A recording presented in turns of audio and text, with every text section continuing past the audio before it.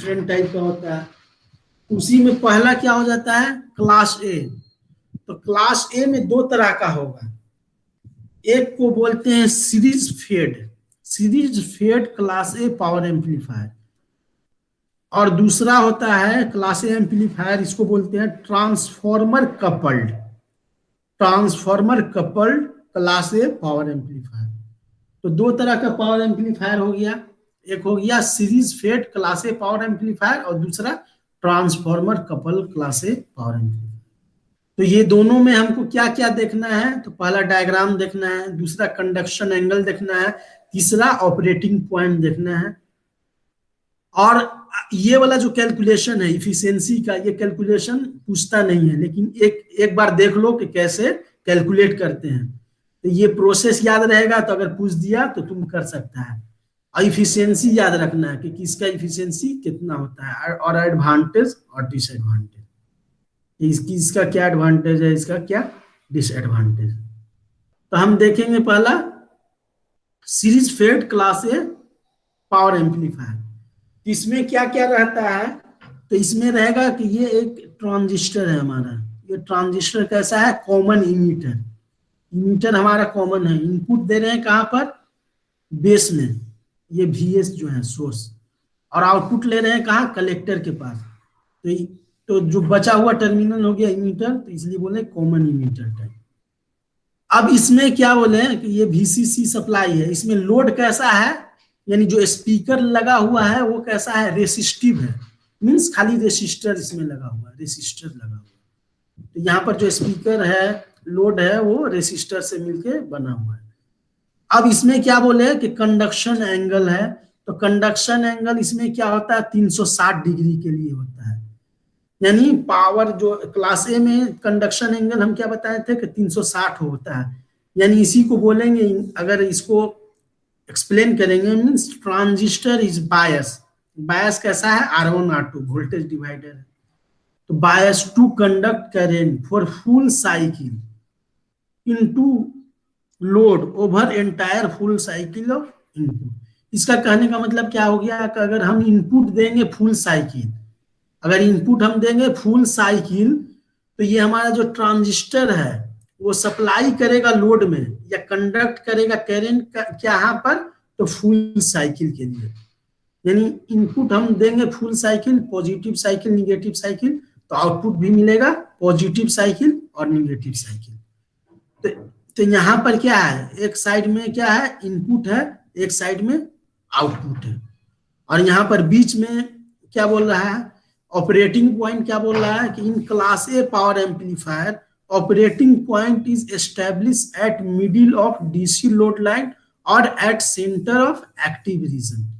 तो इसमें जो हमारा ऑपरेटिंग पॉइंट क्या रहता है, कहाँ रहता है, मिडिल में रहता है, बीच में रहता है, एक्टिव रीजन के बीच में रहता है, या इस लाइन को बोलते हैं डीसी लोड लाइन। ये जो लाइन है एक्स एक्सिस और वाई एक्सिस के बीच में जो लाइन है, यहाँ पर क्यू दिया हुआ है, तो इस लाइन को बोलते हैं डीसी लोड लाइन, या इस यहाँ पर, तो ये पॉइंट यहाँ पर हो गया क्यू, तो क्या हो गया, ये पॉइंट मिडिल में है, बीच में है एक्टिव रीजन के, या सेंटर में है एक्टिव रीजन के, या मिडिल में है डीसी लोड लाइन, दोनों में से कुछ भी लिख सकते हैं। इसलिए बोल रहे हैं कि एम्पलीफायर क्या देगा, फुल साइकिल ऑफ आउटपुट, यानी आउटपुट हमको क्या आ रहा है, फुल साइकिल मिल रहा है और हमको आउटपुट फुल साइकिल के लिए मिल रहा है। यानी हम अगर इंफॉर्मेशन भेजेंगे तो हमारा इंफॉर्मेशन जो है पॉजिटिव में भी रहेगा और निगेटिव में रहेगा, तो हमारा इंफॉर्मेशन क्या मिल जाएगा, पूरा का पूरा मिल जाएगा। इसी को बोल रहा है कि आउटपुट सिग्नल में किसी तरह का डिस्टॉर्शन नहीं हो रहा है, क्योंकि शेप जब चेंज करता है तब क्या बोलते हैं कि डिस्टॉर्शन अकर किया है। यहाँ पर नहीं शेप चेंज कर रहा है, फुल साइकिल भेज रहे हैं, फुल साइकिल मिल रहा है, साइन भेजे साइन मिल रहा है, इसलिए बोलेंगे कि इसमें डिस्टॉर्शन क्या है, नेग्लिजिबल है, जिसको हम लोग नेग्लेक्ट कर सकते हैं। अब इसमें तीसरा पॉइंट क्या है, हम बताए थे इफिशियंसी है। इफिशियंसी को निकालते हैं कैसे, PAC मैक्स, यानी AC डिवाइडेड बाय DC। तो पावर क्या होता है, पावर बराबर क्या होता है, V गुने I, वोल्टेज इंटू करंट, तो VDC इंटू IDC, इसी को क्या बोलेंगे, पावर बोलेंगे।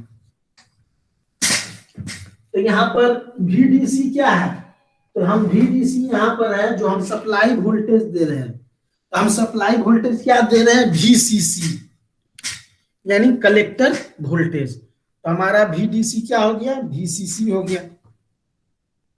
IDC क्या हो गया, यानी हमारा जो डीसी कैरेंट क्या हो गया, ICQ हो गया, यानी जो हम कलेक्टर कैरेंट दिए हैं वो हो गया। इसलिए PDC क्या हो गया, VCC इंटू ICQ, यानी जिस वोल्टेज और कैरेंट पर हम लोग ऑपरेट कर रहे थे, क्यू पॉइंट का जो वोल्टेज था। ICQ कहने का मतलब कलेक्टर कैरेंट, और क्यू कहने का मतलब ऑपरेटिंग पॉइंट में, यानी जहां पर हम लोग ऑपरेट कर रहे हैं। तो PDC, इसलिए क्या हो गया, PDC DC का VCC ICQ हो गया। अब अगर AC निकालेंगे, AC वोल्टेज, तो AC वोल्टेज को जब भी हम लोग निकालते हैं तो हम वोल्टेज का क्या लेते हैं, RMS वैल्यू। कैसा लेते हैं वोल्टेज का, RMS वैल्यू लेते हैं।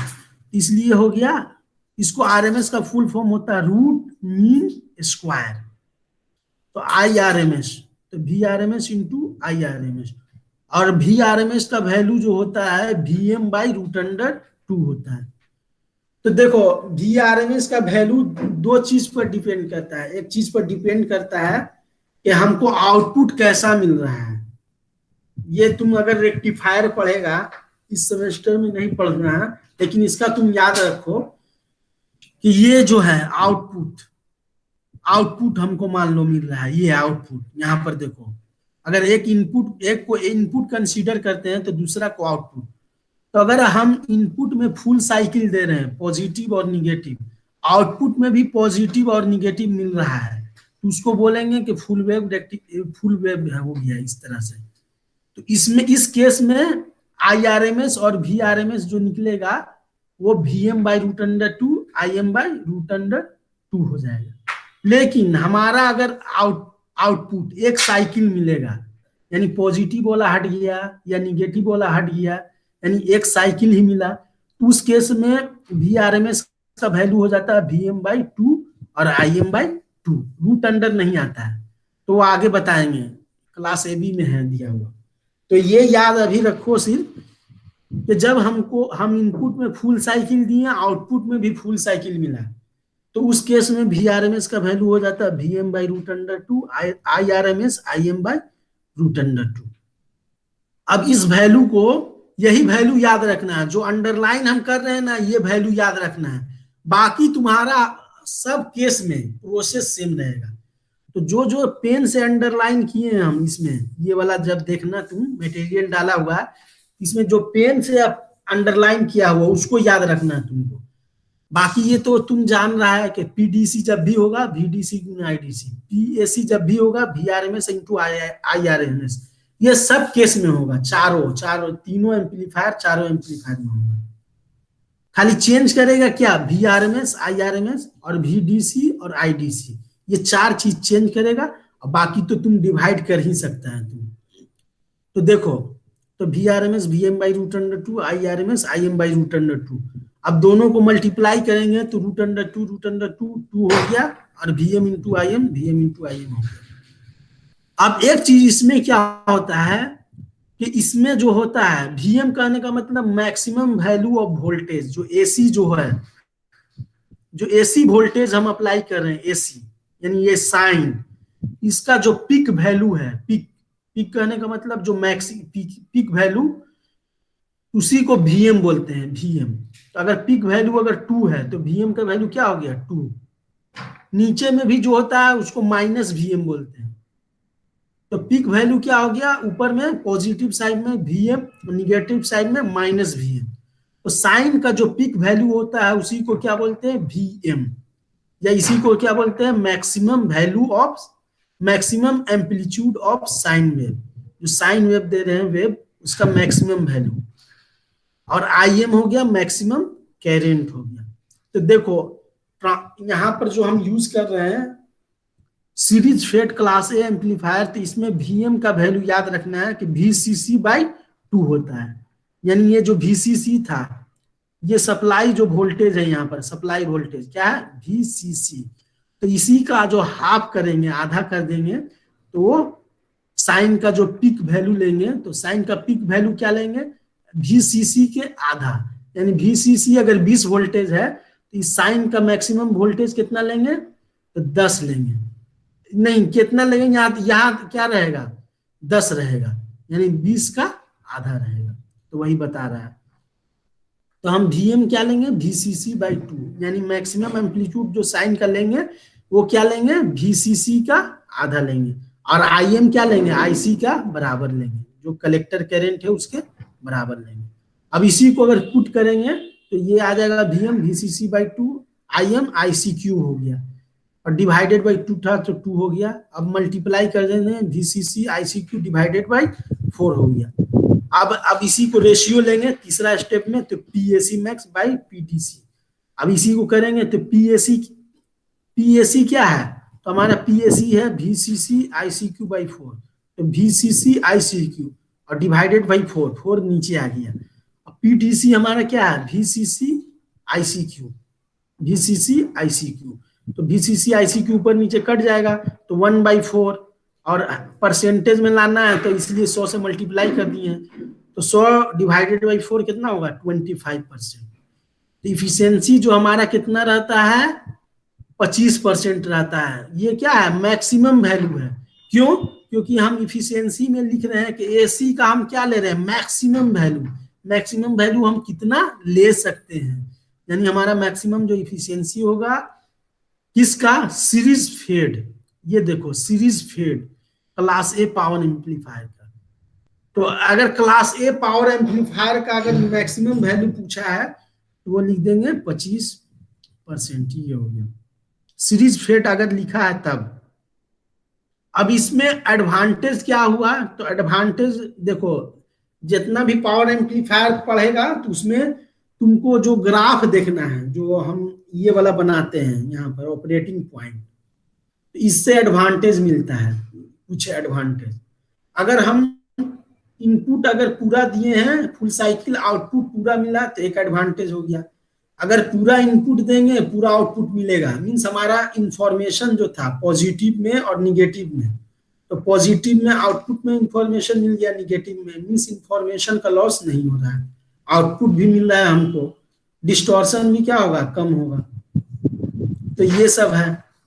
तो एडवांटेज में क्या हो गया, full cycle of output is available over entire full cycle of input. तो पहला एडवांटेज हो गया कि हमारा आउटपुट मिल रहा है फुल जब हम इनपुट दे रहे हैं फुल, तो ये एडवांटेज हो गया। इसमें इंफॉर्मेशन कहने का मतलब जो साइन हम दे रहे हैं, तो जो वेव रहता है उसी में हमारा क्या होता है, इंफॉर्मेशन रहता है। देखो यहाँ पर है, यहाँ पर इंफॉर्मेशन है सब में, ये जो एम्पलीट्यूड है सब में इंफॉर्मेशन है। जो हमारा वॉइस है तो ये वॉइस सिग्नल ये सब में रहेगा जो बोल रहे हैं। अगर थोड़ा सा भी कटेगा मीन्स हमारा वॉइस क्या लड़खड़ाने लगेगा, और जो स्पीकर से मिलेगा सही नहीं मिलेगा, कट करके मिलेगा। इसी को भी बोल रहे हैं इंफॉर्मेशन। तो यहाँ पर इंफॉर्मेशन यानी वॉइस क्या हमारा क्लियर मिलेगा, फुल लॉस ऑफ इंफॉर्मेशन क्या होगा, नेग्लेजेबल रहेगा, कम रहेगा। और डिस्टॉर्शन आउटपुट में क्या होगा, वेरी लेस। अब डिसएडवांटेज क्या है, कि डिसएडवांटेज है कि हम लोग यहाँ पर क्या यूज कर रहे हैं, रेसिस्टर। यहाँ पर हम लोग कलेक्टर के पास जो है, कलेक्टर के पास क्या यूज कर रहे हैं, कि रेसिस्टर का यूज कर रहे हैं। ये जो वोल्टेज है VCC, इसके वैल्यू को रेसिस्टर क्या करेगा, कंज्यूम करेगा। क्या करेगा, कंज्यूम। हम बताए थे कि जो रेसिस्टर है वो हमेशा क्या होता है, एनर्जी लेता है और उसको हीट के फॉर्म में क्या करेगा, बर्बाद कर देगा। तो ये इसलिए हम लोग रेसिस्टर का यूज नहीं करना चाहते हैं पावर एम्पलीफायर में। तो इसका डिसएडवांटेज क्या है कि ये पावर वेस्ट करता है, जो कलेक्टर जो है यहाँ पर का जो रेसिस्टर है। तो यहाँ पर डिसएडवांटेज क्या हो गया कि जो considerable amount of power is, देखो considerable amount of power is wasted at resistive collector load. जो कलेक्टर के पास जो लोड है रेसिस्टिव, तो वो हमारा क्या कर रहा है, पावर वेस्टेज कर रहा है। क्यों, क्योंकि रेसिस्टर क्या करता है, पावर को वेस्ट करता है in the form of heat. दूसरा क्या डिसएडवांटेज है कि जो रिवर्स बायस, देखो ये क्या है, बीजेटी, बीजेटी हमारा फॉरवर्ड बायस में भी ऑपरेट करेगा और क्या होगा, रिवर्स बायस में। तो ये बीजेटी जो है, तो ये बीजेटी जब रिवर्स बायस में ऑपरेट करेगा तो उस केस में क्या होगा, हमारा पावर कंजम्पशन जो होगा ज्यादा होगा, तो उसमें हमारा क्या होगा, एनर्जी वेस्ट होगा। ये दूसरा पॉइंट लिख देंगे, considerable amount of power wastage at reverse bias collector junction. क्योंकि हम जानते हैं कि इमीटर जंक्शन क्या होता है, फॉरवर्ड बायस, कलेक्टर जंक्शन क्या होता है, रिवर्स बायस। तो यहाँ पर क्या होगा, पावर वेस्टेज होगा हमारा, कहां पर, रिवर्स बायस कलेक्टर जंक्शन। क्यों, क्योंकि हम क्या बोले कि इसको ऑपरेट करते हैं कहां पर, middle of DC load line में, और कहां पर, एक्टिव रीजन में। क्या बोल रहा है, एक्टिव रीजन में हम ऑपरेट करते हैं। तो एक्टिव रीजन में क्या होता है, इमीटर फॉरवर्ड बायस होता है और कलेक्टर क्या होता है, रिवर्स बायस। तो जो रिवर्स बायस में जो हमारा पावर वेस्ट होगा, क्योंकि रिवर्स बायस में क्या होता है, डिप्लेशन का भी बड़ा रहता है, तो उसको कम करने के लिए क्या होता है, हमको ज्यादा वोल्टेज ज्यादा करंट चाहिए, इसलिए पावर वेस्टेज होगा कलेक्टर के पास। और तीसरा क्या होता है, इसका इफिशियंसी क्या होता है, कम रहता है, 25% है। हमारा इफिशियंसी क्या होना चाहिए, ज्यादा रहना चाहिए, तो इफिशियंसी इसका कम है, तो ये एक और डिसएडवांटेज है।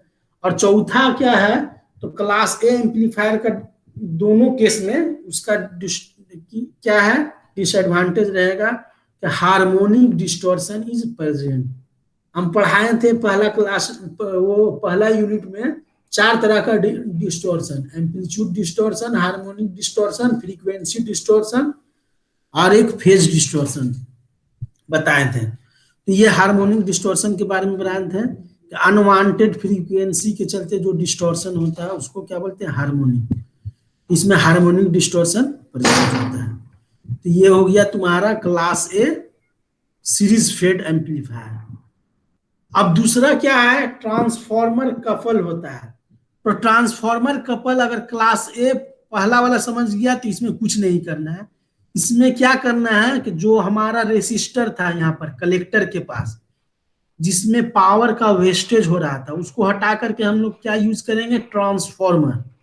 देखो ये यूज किए हैं, ये क्या हो गया, transformer couple, transformer couple class A power amplifier. तो कपलिंग का मतलब क्या बोले थे कि इनपुट साइड से दूसरे सेक्शन को क्या करने के लिए, पावर को भेजने के लिए हम लोग क्या करते हैं, कपलिंग करते हैं। तो ये हो गया transformer couple class A power amplifier. यहाँ पर कलेक्टर के जगह पर क्या यूज कर दिया, ट्रांसफॉर्मर को, और ये कपलिंग कर रहा है, और लास्ट में जाकर के स्पीकर को कनेक्ट कर दिए, हमारा जो स्पीकर लगा हुआ। बाकी फिगर सेम होगा, इसमें सिर्फ है यहाँ पर कलेक्टर के पास लोड लगा हुआ था, उसको हटा करके ट्रांसफॉर्मर यूज किए, ताकि यहाँ पर जो पावर वेस्ट था, वीसीसी का जो हमारा पावर वेस्ट हो जा रहा था, वो वेस्ट नहीं हो। क्योंकि ट्रांसफॉर्मर क्या होता है, मीन्स इंडक्टर से बना होता है, उसमें रेसिस्टर का पार्ट क्या होता है, कम होता है।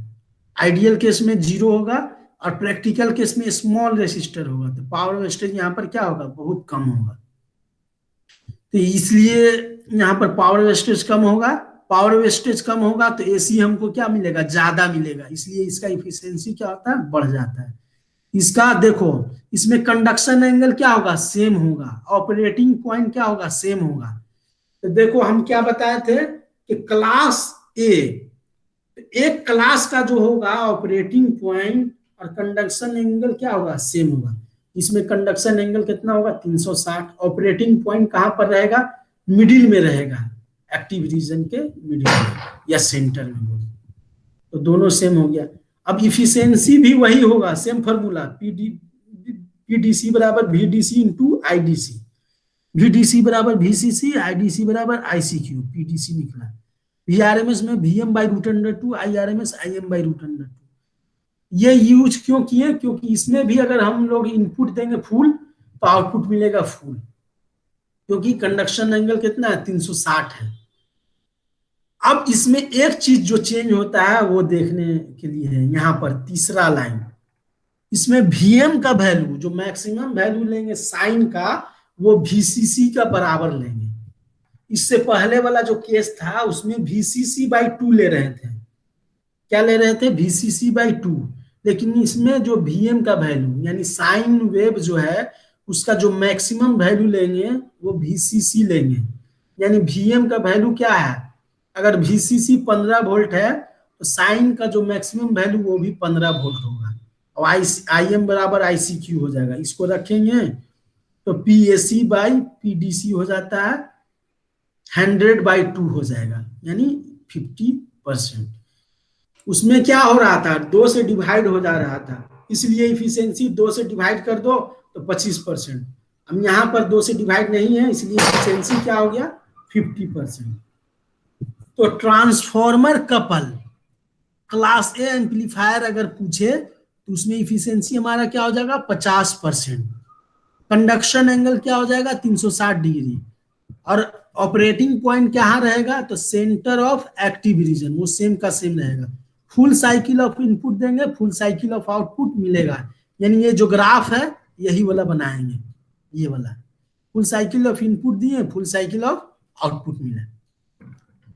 अब क्या है इसमें एडवांटेज क्या होगा, पहला क्या हो गया एडवांटेज, ये जो रेसिस्टर था कलेक्टर के पास उसको हम लोग हटा दिए हैं, तो इसलिए यहाँ पर जो पावर बेस था वो हमको मिनिमाइज हो जाएगा, कम हो जाएगा, जिसके चलते हमको इफिशियंसी बढ़ा। यही पहला लिख देंगे advantage, power wastage at collector load is minimise by replacing resistive load with transformer. तो रेसिस्टर जो था कलेक्टर के पास उसको हटा करके हम लोग ट्रांसफॉर्मर यूज किए, तो पावर वेस्टेज हमारा क्या हुआ, मिनिमाइज हुआ, कम हुआ। दूसरा एडवांटेज क्या हुआ, पहला के कंपैरिजन में इफिशियंसी बढ़ा, तो ओवरऑल कन्वर्जन इफिशियंसी इंप्रूव हुआ, कितना, 50% तक। ये तुमको अपने से है, दोनों को एक साथ पढ़ना जब भी क्लास ए सीरीज फेड और ट्रांसफॉर्मर कपल। इसका जो डिसएडवांटेज था सीरीज फेड का, इसमें आकर के क्या बन गया, 2 एडवांटेज। और तीसरा देखो, तीसरा चौथा पांचवा और पहला का पहला दूसरा तीसरा सब सेम रहेगा। Full cycle of output is available for entire full cycle of input, loss of information is negligible, distortion in output is very less. देखो लेफ्ट हैंड साइड में पहला वाला का था 25% वाला का, तो 25% का वाला का जो एडवांटेज 1 2 3 था तो वो इसमें रहेगा, 3 4 5 में आ गया, यानी ये दोनों सेम रहेगा। सिर्फ क्या एडवांटेज में ऐड हो जाएगा कि जो पावर लॉस था कलेक्टर के पास उसको मिनिमाइज किए और इफिशियंसी इंप्रूव हुआ 50% तक। और डिसएडवांटेज में फिर वही जाएगा कि कलेक्टर अभी भी हमारा क्या है, रिवर्स बायस। क्यों, क्योंकि हम लोग एक्टिव रीजन में काम कर रहे हैं, बीच में एक्टिव रीजन के काम कर रहे हैं, इसलिए हम लिखेंगे कि पावर वेस्ट कहां पर हो रहा है, हमारा कलेक्टर के पास हो रहा है अभी भी। तो पहला डिसएडवांटेज, अभी भी हमारा इफिशियंसी सुधरा नहीं है, 85% है। हम चाहते हैं कि इफिशियंसी 80% रहे, 90% रहे, तो इसलिए डिसएडवांटेज क्या हो गया कि इफिशियंसी कम है, कितना है, 50%। फिर हम इसमें जो डिसएडवांटेज था ये थर्ड वाला डिसएडवांटेज आ जाएगा। इसमें थर्ड वाला डिसएडवांटेज क्या था, हार्मोनिक डिस्टॉर्शन। एक और क्या था, पावर वेस्टेज जो हो रहा था कलेक्टर जंक्शन के पास, तो ये दोनों डिसएडवांटेज इसमें आज के ऐड हो गया, हार्मोनिक डिस्टॉर्शन और considerable amount of power wastage. और एक इफिशियंसी का वो भी आ गया, इफिशियंसी भी कम है। देखो जहां पर भी ट्रांसफॉर्मर का यूज करेंगे वहां पर एक डिसएडवांटेज याद रखना है तुमको, कहीं पर भी पढ़ेगा जिसमें पूरा इलेक्ट्रॉनिक्स में, तो कहीं पर भी अगर तुम ट्रांसफॉर्मर का यूज कर रहा है तो वो एक तरह का डिसएडवांटेज हो जाता है, क्योंकि ट्रांसफॉर्मर का साइज बड़ा रहता है, वो क्या रहता है, बल्कि रहता है, यानी भारी रहता है, तो वो डिसएडवांटेज आएगा। यानी जहां पर भी हम लोग ट्रांसफॉर्मर यूज करेंगे वो हमको एक पॉइंट ऐड करेगा डिसएडवांटेज में। हम यहाँ पर डिसएडवांटेज में जाएंगे और लिखेंगे कि ट्रांसफॉर्मर जो यूज किए हैं लोड साइड में, उसका साइड क्या होता है, लार्ज रहता है, वो कॉम्प्लेक्स होता है, उसका नेचर कैसा रहता है, कॉम्प्लेक्स रहता है, और वो क्या मिलता है, कॉस्टली रहता है। रेसिस्टर यूज कर रहे थे तो वो हमारा क्या था, रेसिस्टर कम दाम में मिलेगा, ट्रांसफॉर्मर जो यूज करेंगे वो क्या होगा, ज्यादा दाम में मिलेगा। उसका साइज क्या है, रेसिस्टर का कम रहता है, ट्रांसफॉर्मर का क्या रहेगा, बड़ा रहेगा, और वो कॉम्प्लेक्स भी रहता है उसको हैंडल करना। तो डिसएडवांटेज क्या हो गया, transformer use at load section is large, complex in nature and costly. अब देखो, अगर ऑब्जेक्टिव में ये पूछा है कि क्लास ए पावर एम्पलीफायर का मैक्सिमम इफिशियंसी क्या होगा, तो वो लिखेंगे क्या, 50%। क्योंकि अगर क्लास ए का देखेगा तो क्लास ए में दो है, एक सीरीज फेड है जिसका 25% है, और एक ट्रांसफॉर्मर कपल है जिसका 50% है। तो अगर नाम ऐड नहीं किया है, अगर नाम ऐड किया है कि ट्रांसफॉर्मर कपल है, तब 50%। अगर नाम ऐड किया है कि ट्रांसफॉर्मर सीरीज फेड ऐड किया है, नाम series fed class A amplifier, तब इफिशियंसी होगा 25%। अगर ऑब्जेक्टिव के लिए ये बता रहे हैं कि अगर नाम ऐड नहीं किया है, सिर्फ बोला है कि क्लास ए पावर एम्पलीफायर का मैक्सिमम इफिशियंसी क्या होगा, तो 25 और 50 में मैक्सिमम क्या हो गया, 50। इसलिए मैक्सिमम इफिशियंसी या इफिशियंसी बोलेगा जब भी क्लास ए का, तो लिखेंगे हम लोग क्या, 50%। अब इसके बाद आ जाता है एक चीज, इसमें हम क्या बताएं, हार्मोनिक डिस्टॉर्शन। हार्मोनिक डिस्टॉर्शन तो हम बता दिए हैं, इसलिए इसको हम यहाँ पर नहीं बताएंगे। हार्मोनिक डिस्टॉर्शन ऐसे हम बता दे रहे हैं किसको बोलते हैं, तो एम्पलीफिकेशन ऑफ अनवांटेड सिग्नल। एक ऐसा सिग्नल जो अनवांटेड है, अगर हम भेज रहे हैं सिग्नल 50 हर्ट्ज में, तो 51 हर्ट्ज जो होगा हमको, हमारे लिए क्या हो जाएगा, अनवांटेड। 52 हर्ट्ज हमारे लिए क्या हो जाएगा, अनवांटेड। 55 हर्ट्ज हमारे लिए क्या हो जाएगा, अनवांटेड। तो एक ऐसा सिग्नल जो अनवांटेड है, जो जरूरी नहीं है हमारे लिए, या हायर हार्मोनिक। हार्मोनिक क्या बोले थे, जो हमारा फ्रीक्वेंसी यूज करते हैं उसके मल्टीपल वाला, 50 यूज कर रहे हैं उसके मल्टीपल में 100 हो गया, 150, 200 ऐसे। तो अगर मल्टीपल वाला फ्रीक्वेंसी, तो उसके चलते क्या होता है, नॉन लीनियर बिहेवियर हो जाता है बीजेटी। पहले लीनियर था, यानी आईसी बराबर बीटा इंटू आई बी, यानी एक स्ट्रेट लाइन दे रहा था, लेकिन अभी क्या होगा, स्ट्रेट लाइन नहीं देगा। तो उसी टाइप के डिस्टॉर्शन को क्या बोलते हैं, harmonic distortion, non linear distortion. ये हम बताए हुए हैं पहला क्लास में। तो ये हमारा क्या था, तो हमारा था क्लास ए पावर एम्पलीफायर। तो क्लास ए पावर एम्पलीफायर में क्या हो जाता है, अभी तक जो पढ़े हैं उसके बारे में बता देना है थोड़ा। इसमें हमको क्या देखना है, हमको डायग्राम देखना है कि क्या डायग्राम कैसे होगा, ये वाला याद रखना है। तो डायग्राम ऑलमोस्ट सेम है, सिर्फ एक में ट्रांसफॉर्मर को यूज करेंगे और उसके साथ स्पीकर को लगा देंगे, ये गोल टाइप का जो स्पीकर है। दूसरा चीज क्या याद रखना है, ऑपरेटिंग पॉइंट इफिशियंसी। तो सेम इफिशियंसी कैलकुलेट अगर करना है तो उसमें एक चीज याद रखेंगे कि जो सीरीज फेड यूज करेंगे उसमें वीएम क्या होगा, VCC/2, लेकिन इसमें वीएम का वैल्यू क्या होगा, VCC रहेगा। और तीसरा चीज क्या, इफिशियंसी इसमें 25%, इसमें 50%। बाकी एडवांटेज इसका जो दो डिसएडवांटेज था उसमें आकर एडवांटेज हो गया, और बाकी सब सेम है।